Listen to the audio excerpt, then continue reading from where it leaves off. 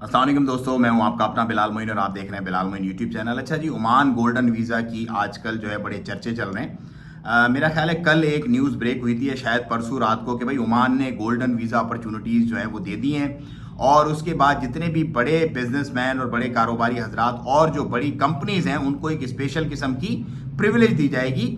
और ये प्रिविलेज जो है वो 1 सितंबर से इसका मामला जो है वो इसका लाया अमल जो है वो तय होगा और इसको फिर अनाउंस कर दिया जाएगा कि क्या क्या टर्म्स एंड कंडीशंस हैं, क्या क्या हालात और वाकयात और मामलात के तहत लोग बेनिफिट ले सकते हैं इससे। अच्छा, मैं आपको थोड़ा सा बैकग्राउंड दे दूं कि ये जो गोल्डन वीज़ा है इसका बेसिकली अब नाम इन्होंने गोल्डन वीज़ा कर दिया। ये बहुत पुरानी चीज़ है। मतलब मुझे याद है इमीडिएटली आफ्टर कोरोना 2020 के आखिर में एक इन्वेस्टर वीज़ा ओमान हुकूमत की जानिब से एक न्यूज़ पब्लिश की गई थी। एमओसीआई ने किया था ये अपना पब्लिश कि जितने भी ओमान में एक्सपेक्ट्स जो हैं, जो गैर ओमानी लोग हैं, जो ओमान नेशनल नहीं हैं, वो अगर इन्वेस्टमेंट करेंगे 2,50,000 रियाल ओमानी की तो उनको 5 ईयर्स का वीज़ा दिया जाएगा जो कि इन्वेस्टर वीज़ा होगा, मुस्तस्मर का वीज़ा होगा। और बहुत सारे मेरे दोस्त हैं उनके पास ये वीज़ा है भी। और अगर 5 लाख रियाल ओमानी इन्वेस्ट करेंगे तो उनको 10 ईयर्स का इन्वेस्टर का वीज़ा दे दिया जाएगा, उनको भी और उनकी फैमिली को भी।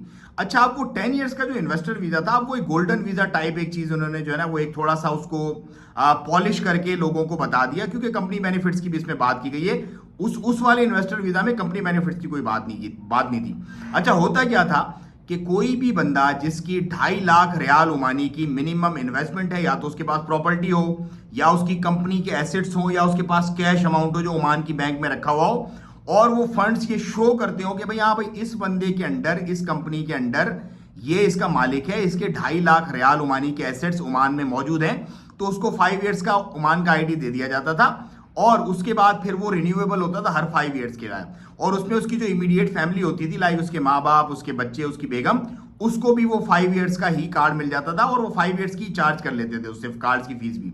और इसी तरह जो 5 लाख ओमानी रियाल के एसेट शो कर पाता था बंदा अपने कि भाई 5 लाख रियाल किया तो उसकी प्रॉपर्टी है, या उसकी कंपनी की जो वर्थ है, जो उसके पास टूल्स हैं, जैसे बड़ी बड़ी गाड़ियां हैं, डंपर लोडर्स वगैरह हैं, या इसी तरह के कोई एसेट्स उसकी कंपनी के नाम पे हैं, और उसकी वर्थ 5 लाख रियाल ओमानी, तो उसको 10 साल का इन्वेस्टर वीजा दे दिया जाता था। मैं थोड़ा सा आपको और क्लेरिफाई कर दूं कि इन्वेस्टर वीजा में और बिजनेस वीजा में क्या फर्क है। बिजनेस वीजा वो है जो आपने पिछले दिनों हम भी बहुत सैकड़ों लोगों को लेके आए बिजनेस वीजा पर, उसमें इन्वेस्टमेंट की आपको कोई जरूरत नहीं पड़ती थी। आपका सिंपल एक शरीक तिजारी का वीजा एक आपको मिल जाता था, जिसमें बिजनेस पार्टनर इसका प्रोफेशन होता था, और उस पर यह होता था कि वो 2 साल का आपको वीजा मिलता था और 1 साल का भी होता था वो। और आप आके अपने बिजनेस को स्टेबल करते थे, आपको 1 साल का टाइम दिया जाता था कि 1 साल के लिए आप अपने बिजनेस को स्टेबल करें। उसके बाद आप एक ओमानी हायर करने की बीच में उन्होंने शर्त डाल दी थी कि यार एक ओमानी भी हायर करें, और उसके बाद फिर आपका एवरी 2 ईयर्स वो रिन्यू हो जाता था।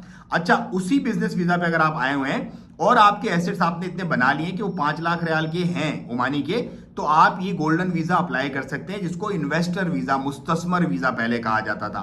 और इसके साथ ही साथ आपकी जो कंपनी है, अच्छा जो न्यूज है उसके अंदर ये लिखा हुआ है कि लोकल ओमानी कंपनी। अब इसको एलोबरेट करना, इसको थोड़ा सा इसके अंदर घुस के थोड़ा सा देखने की जरूरत है कि लोकल ओमानी कंपनीज का मतलब ये तो नहीं है कि जो प्योर ओमानी ओन 100% ऑर्गेनाइजेशन हो उन्हीं को एंटरटेन किया जाएगा, या फिर लोकल ओमानी कंपनी का मतलब ये है कि जितने भी बाहर के लोग आके उन्होंने लोकल ओमान में कंपनी बनाई है और वो किसी के साथ या तो पार्टनरशिप में है या फिर 100% एक्सपेक्ट चीज को ओन करते हैं, उनको भी ये बेनिफिट्स दिए जाएंगे। बहरहाल बहुत सारी चीजें अभी क्लैरिफाई होना बाकी हैं, लेकिन जस्ट फॉर योर नॉलेज कि ये जो गोल्डन वीजा, जैसे दुबई के अंदर भी गोल्डन वीजा है, आजकल पुर्तगाल का भी एक मामला चल रहा है, इसी तरह मेरी नजरों से गुजरा था स्पेन ने बड़ी आजकल एक अच्छी अपॉर्चुनिटी दी हुई है, हंगरी ने बड़ा एक अच्छा एक स्कोप अभी दिया है, गोल्डन वीजा का एक मामला शुरू किया है वहां पर। और इसी तरह बेतहाशा ममालिक के अंदर, यूएई के अंदर भी है, गोल्डन वीजा का ये कॉन्सेप्ट है।